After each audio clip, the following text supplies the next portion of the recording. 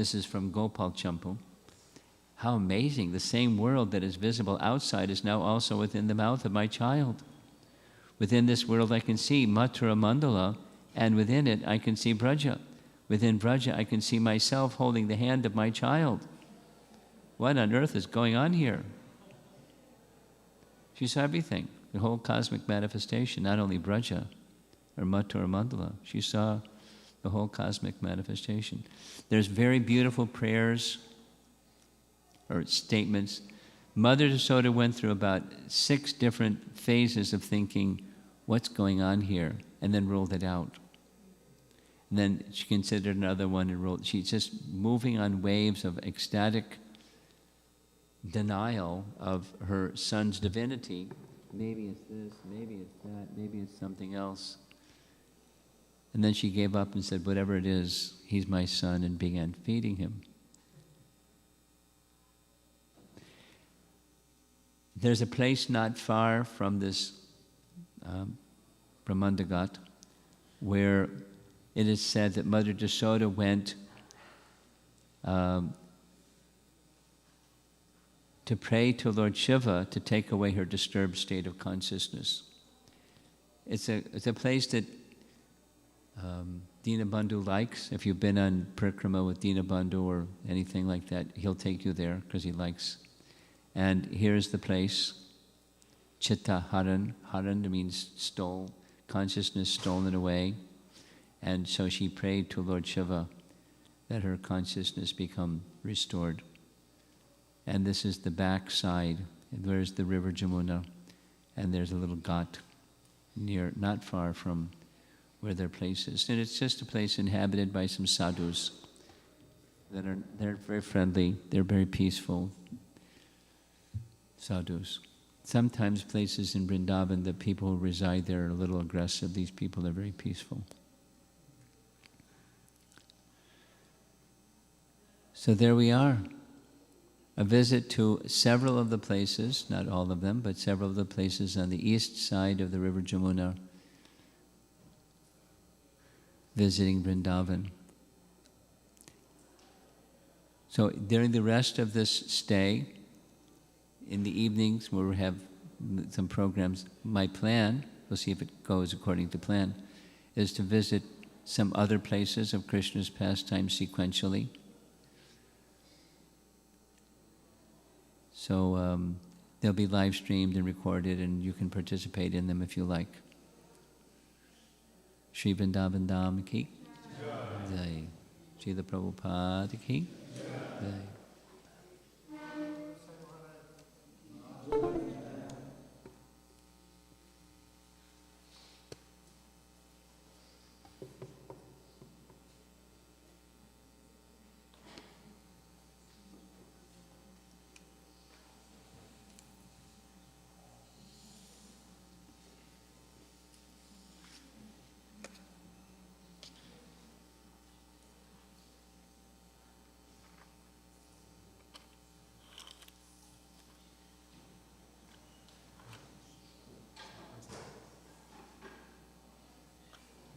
How are you going to question something like this? If anybody wants to ask something, as long as you're not going to ask about the Vidagdha Madhava Leela, that's... You want to ask something? Discuss something?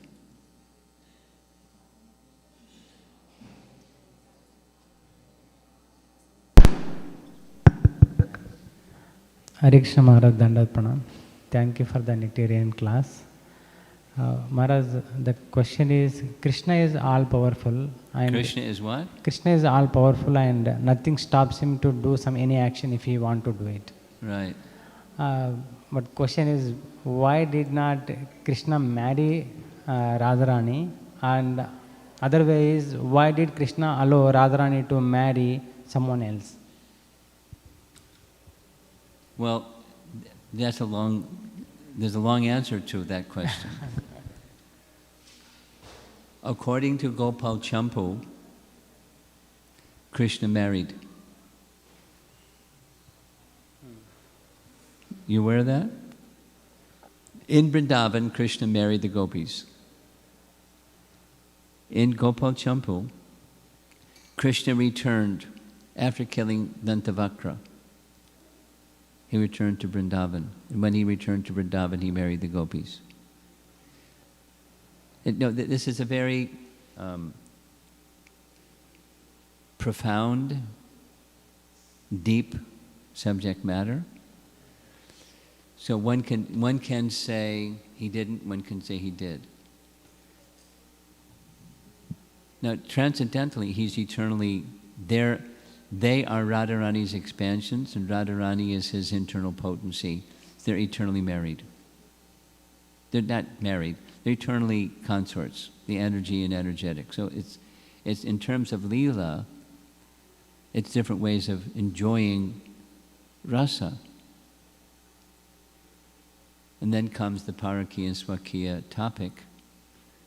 And so to relish the special happiness of transcendental, not mundane, but transcendental Parakiya, he didn't. He did what he did because there was a certain rasa involved.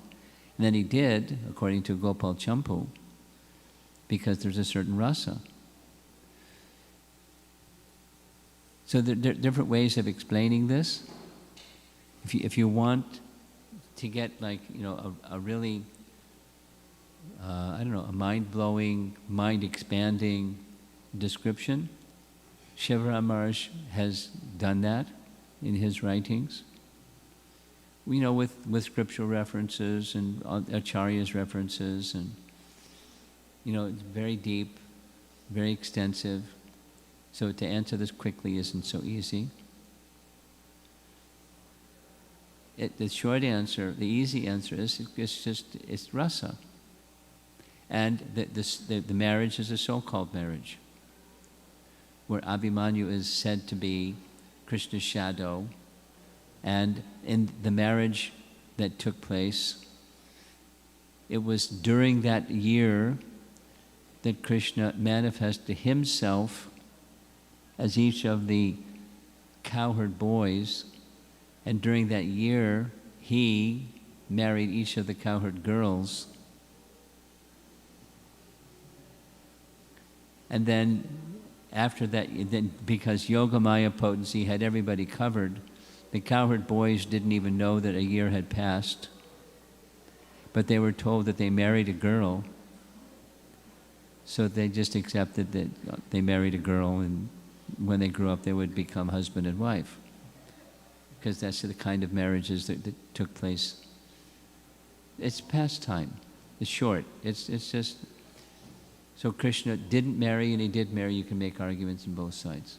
And the marriage to Abhimanyu was a so-called marriage. Over and over again. He never even touched Radharani.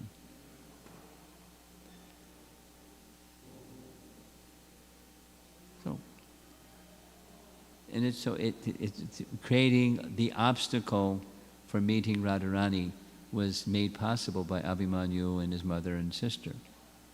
So they were in the adversarial role, but enhancing the pastime of meeting.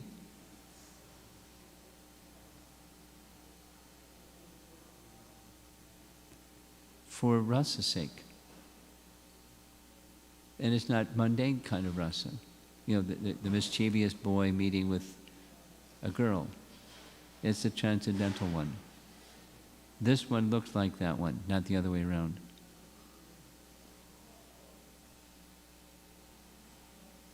Thank you, Maharaj. Srila Prabhupada. Prabhupada ki jai.